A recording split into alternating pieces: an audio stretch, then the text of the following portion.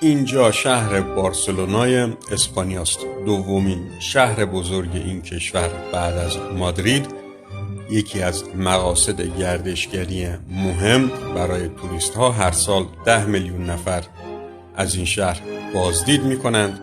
اینجا محل تولد هنرمندان بزرگی مثل پابلو پیکاسو هست و هنرمندان معروف دنیا مثل آنتونی گاودی پارک ها و ساختمان های بسیار زیبایی رو اینجا طراحی کردند.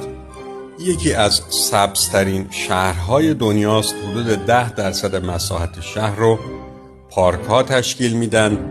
یکی از امن‌ترین شهرها برای دوچرخه سواری هست و یکی از ناامن‌ترین شهرها برای موبایل و کیف پولتون. پس اگه اینجا رفتید حتما مواظب وسایل شخصیتون باشید چون جیب بر زیاد داره.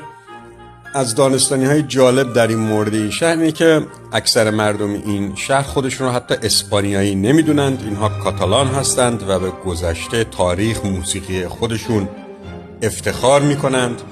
ضمناً این ساحل زیبایی که میبینید قبل از المپیک بارسلون در 1992 وجود نداشت. شنش رو از مصر آوردند و بعد از اون تبدیل شد به یکی از مهمترین ساحل‌های اسپانیا.